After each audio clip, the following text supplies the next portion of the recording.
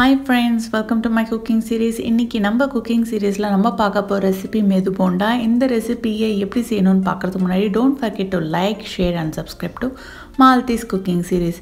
இந்த ரெசிபிக்கு போறதுக்கு முன்னாடி இதுக்கு தேவையான ingredients என்னன்னு பார்ப்போம்.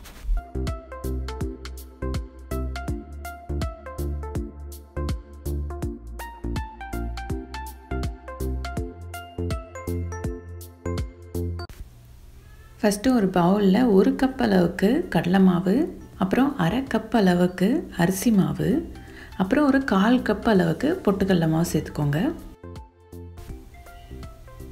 இது கூட நம்ம 1/4 கப் அளவுக்கு கொத்தமல்லி, அதே மாதிரி 1/4 கப் அளவுக்கு ஒரு 4 பச்சை மிளகாவை பொடியா நறுக்கி இருக்கேன், அதையும் சேர்த்துக்கலாம். கூடவே துண்டா நறுக்கின இஞ்சி, அதுக்கப்புறம் கருவேப்பிலை. நான் சோம்பையும் பூண்டையும் மிக்சியில் லைட்டாக ஒரு ஓட்டி நான் அதில் சேர்த்துருக்கேன். எப்படி நம்ம மசாலா வடைக்கு சேர்ப்போமோ அந்த மாதிரி நான் சேர்த்துருக்கேன். இப்போது நம்ம இதுக்கு தேவையான அளவு உப்பு சேர்த்துக்கலாம்.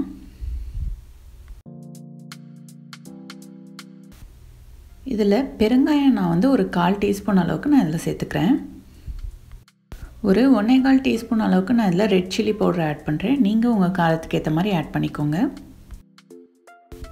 நான் ஒரு 2 டீஸ்பூன் பட்டரில் ஒரு 1/4 டீஸ்பூன் பேக்கிங் சோடா போட்டு நல்லா அது மாதிரி பீட் பண்ணணும்.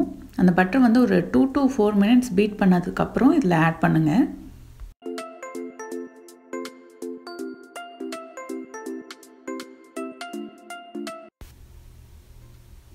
இப்போ பாருங்கள், அந்த பட்டர் ஒரு நெய் கன்சிஸ்டன்சிக்கு இருக்குது. ஸோ இந்த டைமில் நம்ம இந்த பட்டரை இது கூட ஆட் பண்ணிக்கலாம்.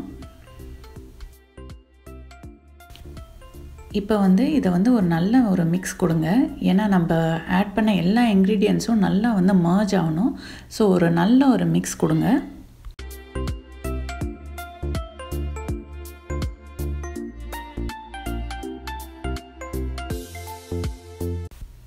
இப்போ இது கூட ஒரு 4 ஸ்பூன் அளவுக்கு நான் ஹாட் ஆயில் ஆட் பண்ணுறேன். எந்த எண்ணெய் வேணால் இருக்கலாம். நான் இதில் கடலை எண்ணெய் ஆட் பண்ணுறேன். இப்போ திருப்பியும் நல்லா மிக்ஸ் பண்ணி விடுங்க. இந்த எண்ணெய் நல்லா அந்த மாவு கூட நல்லா கலக்கணும். ஸோ அந்த அளவுக்கு இதை ஒரு நல்ல ஒரு மிக்ஸ் கொடுங்க. இப்போ நீங்கள் நறுக்கி வச்சுருந்த ஆனியன்ஸை இதில் ஆட் பண்ணுங்கள். ஏன்னா முன்னாடியே நீங்கள் ஆனியன்ஸ் ஆட் பண்ணிங்கன்னா தண்ணி விட்டுரும். ஸோ நீங்கள் எண்ணெயெல்லாம் நல்லா மிக்ஸ் பண்ணதுக்கப்புறம் நீங்கள் இந்த ஆனியன்ஸ் ஆட் பண்ணிங்கன்னா அந்த மாவு தண்ணியே விடாது. ஸோ அதனால தான் நான் ஆனியன்ஸை லாஸ்ட்டாக ஆட் பண்ணேன்.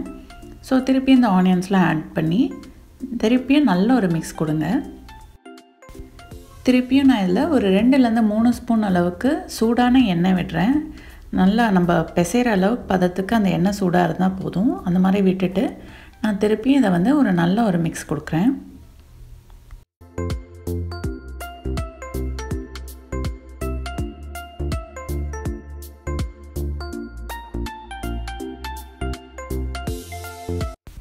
இப்போது இந்த மாவில் நம்ம தேவையான அளவுக்கு தண்ணி ஆட் பண்ணி இதை ஒரு நம்ம போட்டு எடுக்கிற கன்சிஸ்டன்சிக்கு நம்ம இதை பிசைஞ்சு வச்சிடலாம். மாவு ரொம்பவும் தண்ணியாக இருக்கக்கூடாது, ரொம்பவும் கெட்டியாக இருக்கக்கூடாது. மாவு கொஞ்சம் லூஸாக தான் இருக்கணும். இப்போ நம்ம மாவு ரெடி ஆயிடுச்சு.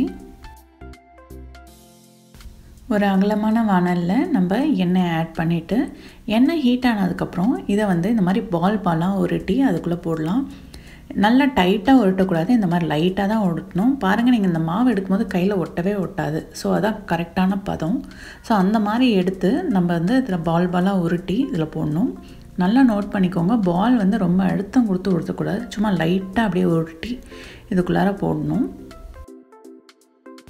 இதை போட்டு ஒரு 4 நிமிஷம் அளவுக்கு நல்லா குக் ஆகட்டும். அதுக்கப்புறமேட்டா நீங்கள் இது மாதிரி பிரட்டி விடுங்க. இந்த போண்டா மேக்ஸிமம் நீங்கள் மீடியம் ஃப்ளேம் தான் குக் பண்ணணும். ஒரு 5 to 8 மினிட்ஸ் வரைக்கும் நீங்கள் குக் பண்ணால் போதும். நீங்கள் சும்மா இதை திருப்பி விட தேவையில்ல. போட்டு ஒரு 4 நிமிஷம் வரைக்கும் வெயிட் பண்ணிவிட்டு அதுக்கப்புறமேட்டா திருப்பி விடலாம். அதேமாதிரி திருப்பியும் நீங்கள் ஒரு 4 நிமிஷம் வரைக்கும் அதை டிஸ்டர்ப் பண்ணாமல் விட்டிங்கன்னா திருப்பியும் ஒரு 4 நிமிஷம் கழித்து நீங்கள் இதை பிரட்டி விடலாம். இந்த மாதிரி நல்ல கோல்டன் ப்ரௌன் வந்ததுக்கப்புறம் நம்ம இதை ஃபில்டர் பண்ணி எடுத்துடலாம். அவ்வளோதாங்க, நம்ம போண்டா சூப்பராக ரெடி ஆகிடுச்சு.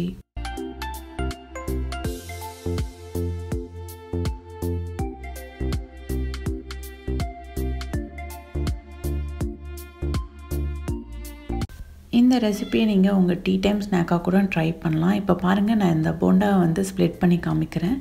பாருங்கள், உள்ளே எவ்வளோ சாஃப்டாக இருக்குது. மேலே வந்து கிறிஸ்பியாக இருந்தாலுமே உள்ளே ரொம்பவே சாஃப்டாக இருக்கும். இந்த ரெசிபியை கண்டிப்பாக உங்கள் வீட்டில் ட்ரை பண்ணி பாருங்கள். உங்களுக்கு கண்டிப்பாக பிடிக்கும். என்னோடய வீடியோஸ் உங்களுக்கு பிடிச்சிருந்தா லைக் பண்ணுங்கள், ஷேர் பண்ணுங்கள். இன்னும் நீங்கள் மால்தீஸ் குக்கிங் சர்வீஸ் சேனலுக்கு சப்ஸ்கிரைப் பண்ணலைன்னா மறக்காமல் சப்ஸ்கிரைப் பண்ணிடுங்க. தேங்க்ஸ் ஃபார் வாட்சிங்.